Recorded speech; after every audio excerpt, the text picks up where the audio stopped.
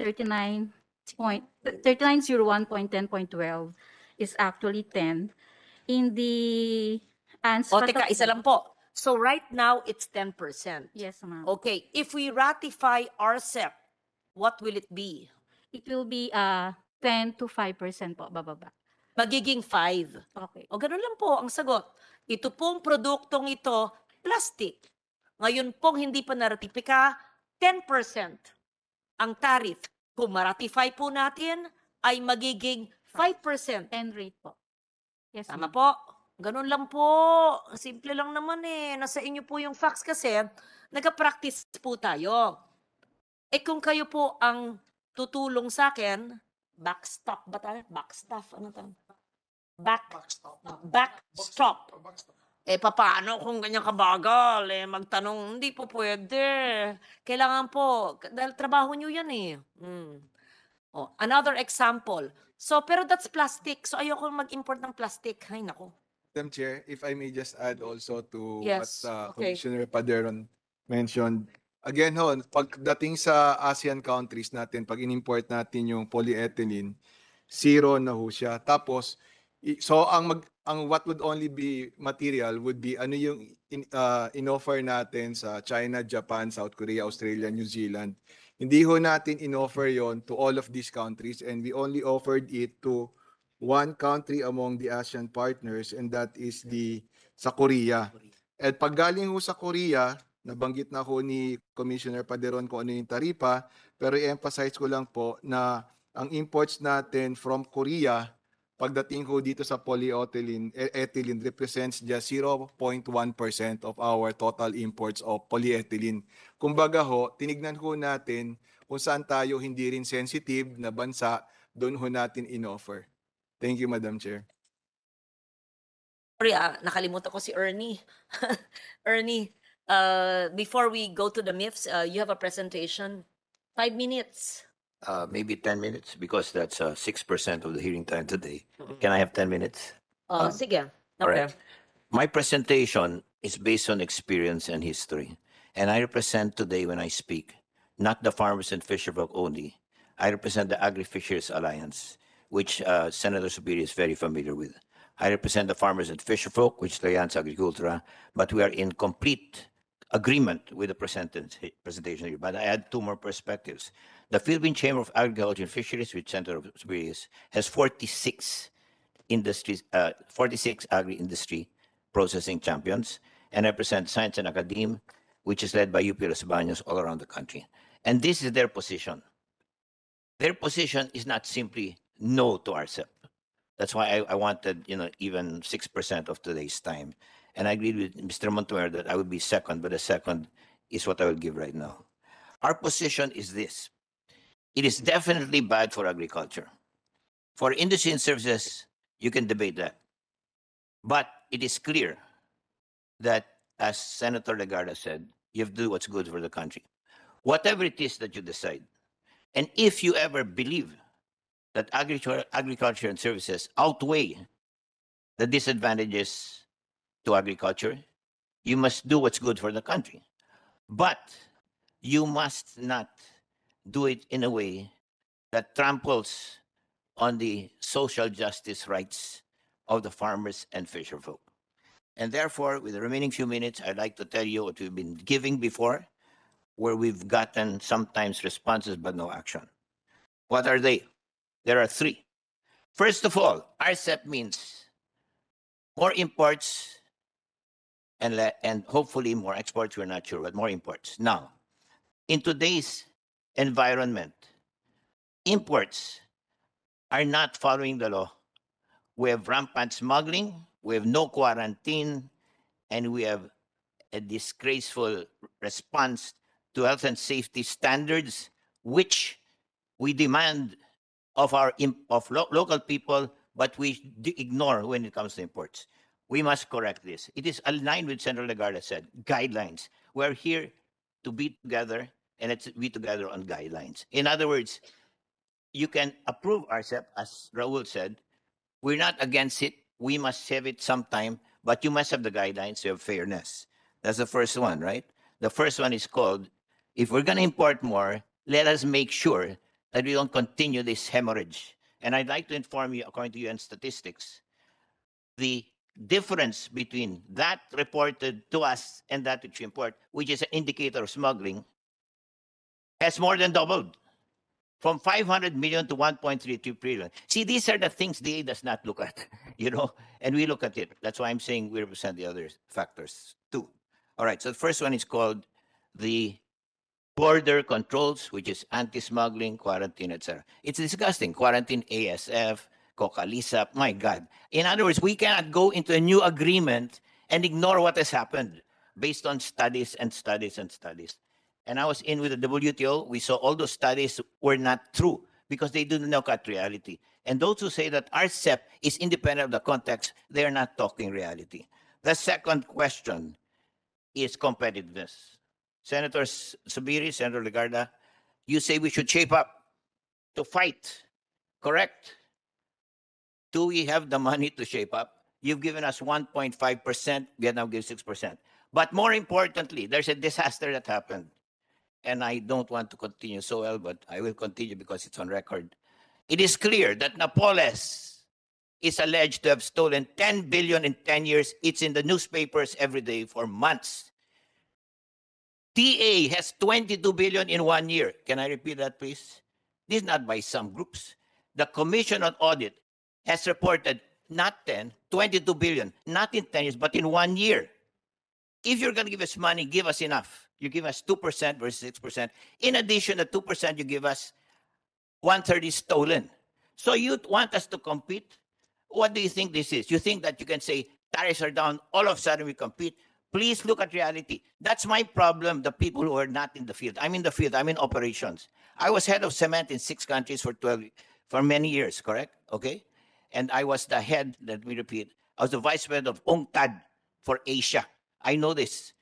I was in DTI, DN Office of the President.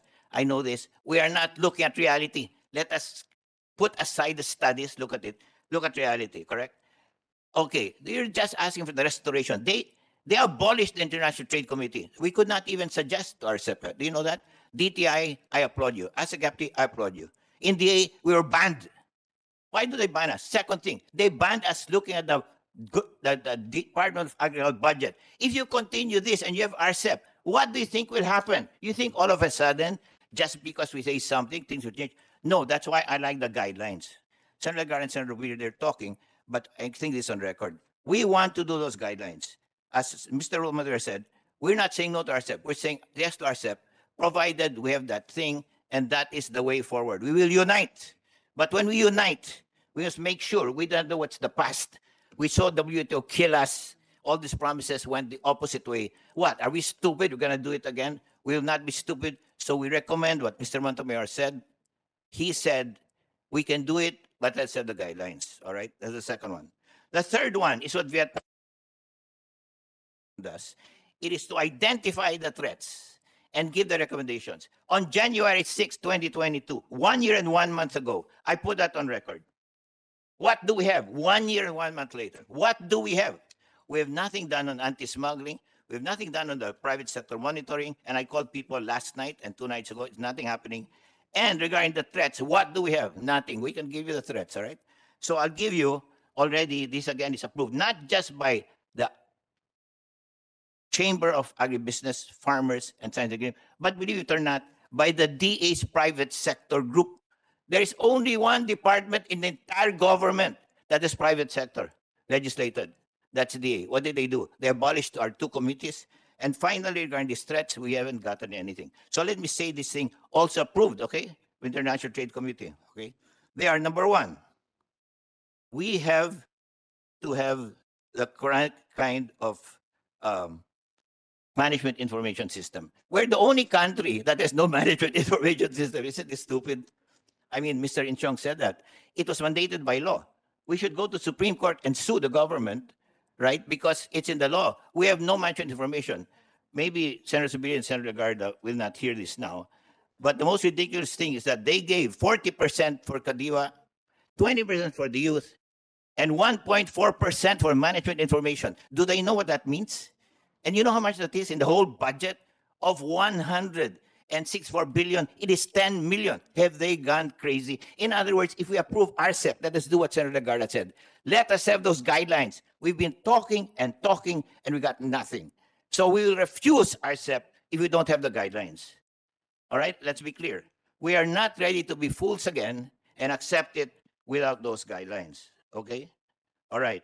Then the next one, of course, is this thing called 1 hectare. 1 hectare per farmer. This is another stupid thing, isn't it? They say they'll do it. Where's the budget? Where's the plan? It's all rhetoric. We don't want to get RCEP with rhetoric. We want rhetoric. We want RCEP with the guidelines of Senator Garda and Senator Rubiri. If you do guidelines, fine. If you don't have the guidelines, you must understand if we don't want to be treated like fools. And the third and last one, not at all, but they have been treating us like fools. Look at what happened at the WTO. Well, that's why we are grateful you're with us today, because we didn't have you when WTO was launched. You were not there to protect us.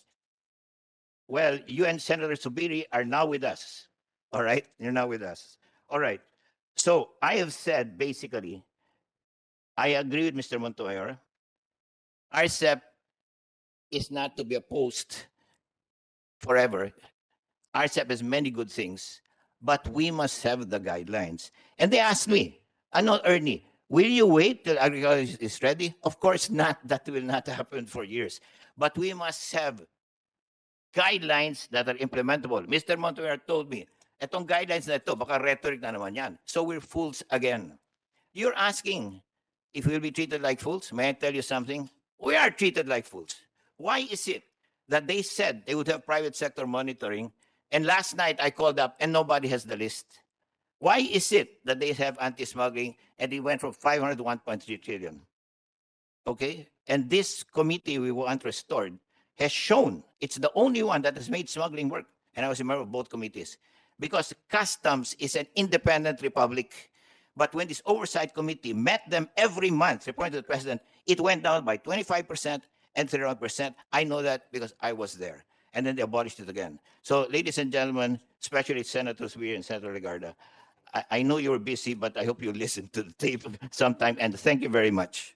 But I just want the guidelines. I'm in support of Senator Legarda. We can do it with her guidelines and Senator Subiri's guidelines. Thank you. Thank you very much, Dr. Ordonez. And just so that it's clear, those present here today, especially the Montemayor, are you brothers, cousin? Brothers, and Ernie, and of course, Attorney Inchong, all of you will help us craft it. You're the experts, so that your advocacies are embraced or contained in the guidelines. And we are not content with the guidelines. It has to be operationalized. From the guidelines, you will draft legislation for us. Resolutions and legislation which are, kumbaga sa batas, IRR, so that we will file the accompanying legislation based on the annex guidelines in our concurrence in the ratification. Hindi pa rin ako kontento dyan. Kailangan merong creation, inapprove na ni SP, ng Special Oversight Committee so that at the minimum, every quarter we meet with the agencies and see how they're performing on the way forward in everything that's contained in the guidelines. Inconvenient assertion. Yeah. One inconvenient and maybe impolite assertion, but we've been treated like fools, so it's okay to be impolite because we're fighting for our rights. We want those guidelines done before ratification, not after ratification, because we want them approved by you before ratification. Because if it is after ratification, we'll be made fools again. That's what happened before ratification. The guidelines will be made part of the Oh, thank you. concurrence in the ratification. It will be made part whether I will accept the chairmanship. I'm just here as moderator now, and I'm being educated by you. So I'm not yet accepted. Well, that's why we love both you and Mr. Subiri. Thank you very So much. I make it a requirement. I have to read the guidelines if I agree with it. Yes, of course. And because there's no environmental and sustainability provisions in RCEP, doon ko isasaksak sa guidelines, pati PENCAS, lahat na advokasya ko, largay ko sa guidelines. So it will be more radical than you. Okay, never mind. Taos pusong papasalamat po. Maybe hear from Sendong, Mr. So, Sendong So. Yeah. Madam Chairman, isa pa, no, sana magsabi ng totoo ang DTI